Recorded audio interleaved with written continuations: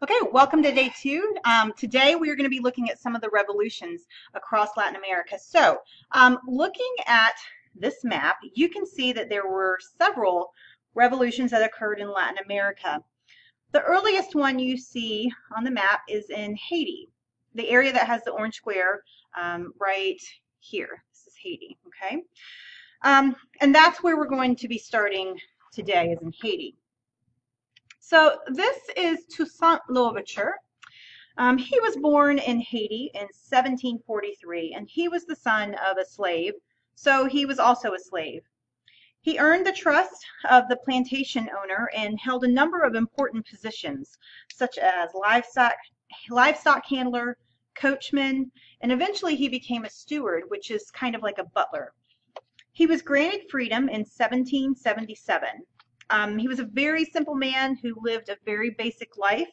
He was married, had two sons, was a devout Catholic, and here's a fun fact about him. He was also a vegetarian. All right, so the revolution in Haiti began in 1804 with a slave rebellion. Now, Toussaint Louverture, at the time, he wasn't fully committed to either side of the revolution. But a few weeks into it, he helped his former master escape as many of the plantations were being burned and destroyed. Now, after helping his former master, he joined the revolt. He quickly realized that the leaders of the rebellion weren't very good at their jobs. So Toussaint gathered up his own group of slaves and black Haitians, because remember that it was not just slaves who rebelled. Remember that the ideas of the Enlightenment had been spreading. So Louverture trains his fellows in a different type of war tactic that we have not discussed much so far, and that's guerrilla warfare. Now, guerrilla warfare is very unorthodox. It's an unorthodox method of fighting at this time, meaning that rebels didn't just stand in lines and shoot at the soldiers on the other side of the battlefield like had been done in previous wars. They would hide and use the landscape to their advantage. So because of this unexpected technique, he was able to defeat the French, the Spanish, and the British armies. Now, as a result, Haiti was the first Latin American country to win independence. After the revolution, Toussaint Louverture retired to the countryside. However, Napoleon Bonaparte thought Louverture was a threat, and Napoleon had him arrested, put in a jail cell, and this is where Louverture eventually died. So what is it that makes these revolutions so easy? What's going on in the world that makes these revolutions so easy? Well, it's this guy. Remember him? Napoleon Bonaparte. So remember that in 1804, Napoleon was crowned the Emperor of France, and he was on a mission to unify all of Europe under the French flag. So while he was busy attempting to conquer all of Europe, the European countries he was attacking, they were too busy defending themselves at home to worry about what was going on in their overseas colonies. Napoleon was a distraction for the European countries. So let's look at some of the countries where revolutions occurred. So this is Simón Bolívar, and he's a pretty important guy when it comes to Latin American revolutions. He was a Creole leader who had been born in Venezuela. Now, if you remember from the first video, when I talked about the very rigid social class system, Creoles were part of European descent who had been born in the Americas. Their parents were Peninsulares. Now remember that Creoles could not hold high government offices, but they were allowed to hold rank in the military. Now eventually, the Creoles got tired of not being able to hold office like the Peninsulares, and uprisings began. Simón Bolívar, who has a couple of nicknames, he's known as the Liberator, as well as the George Washington of South America. He had been educated in Europe, as well as in the newly independent United States. So he had been exposed to Enlightenment thought, and he had seen how colonists had risen up against the monarchy and been successful in setting up their own governments. Bolívar led revolutions in 5 Latin American countries: Venezuela, Colombia, Panama, Ecuador, Peru, and of course Bolivia, which was named after Simón Bolívar. Father Miguel Hidalgo, he is responsible for the independence movement in Mexico. He was born in 1753 in Corralejo, Mexico, He studied theology. He was ordained as a priest in 1778, and when his older brother passed away, he took over as parish priest in Dolores, Mexico. He had major issues with the radical inequality, or I'm sorry, with the racial inequality.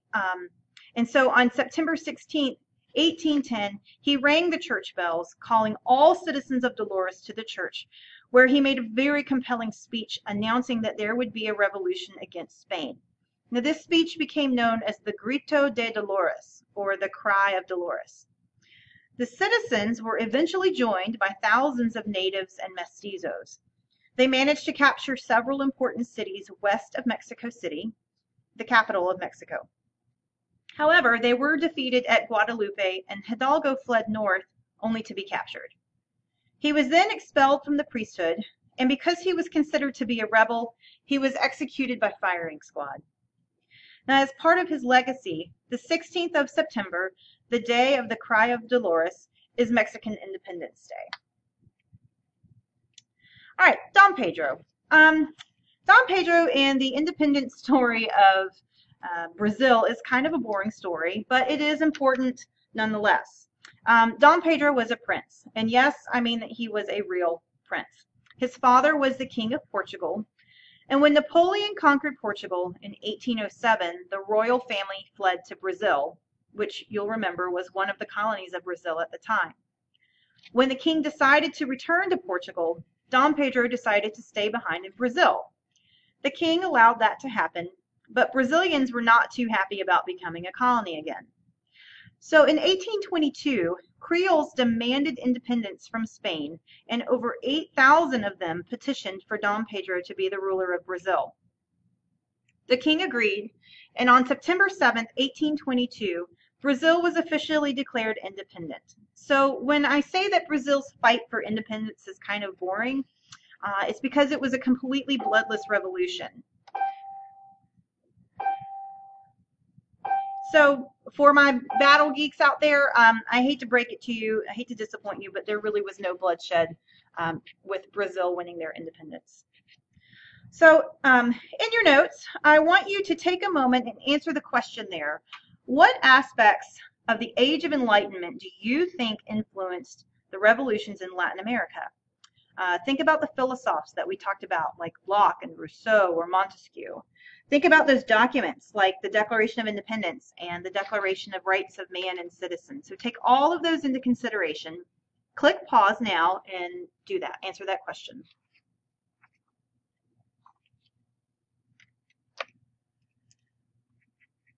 While being independent is great, it also means a loss of support from a more wealthy country. So independence brought more poverty across Latin America. 3 major impacts that you need to know. 1, the wars disrupted trade. If trade isn't happening, then money is not coming into the country. Therefore, income decreases and poverty increases. Let me say that again. Income decreases and poverty increases. The second thing is that the wars destroyed much of the cities as well as the countryside where crops are being grown, goods are being manufactured, etc. So it's hard to trade and make money if you don't have anything to trade. And the third thing is that military dictators ended up taking over, and they were very poor leaders. So again, this also increased the poverty levels of Latin America. So as new countries have formed and gone through some very dramatic changes, they are also vulnerable to attack from European countries that would want to conquer and colonize them again. Latin Americans were fearful of this, as was James Monroe, who was the President of the United States at the time. He issues the Monroe Doctrine in an effort to protect not only the new republics that had formed, but also the United States, which was also a young country. So here's what the doctrine stated. Well, first of all, it recognized the Latin American countries who gained independence as independent countries. Second, it was a warning to European countries that might want to come over and attempt to attack. It basically said that any threat to a country in the Western Hemisphere was the same as threatening the United States. It also promised that the United States would stay out of European affairs. And this is still a cornerstone for foreign policy today. Okay, so that was a lot. That was a lot. We covered a lot of people, a lot of revolutions. Next video, we're going to look at what Europe was like post-revolution, and we're going to see what's going on across the Atlantic as well. See you then.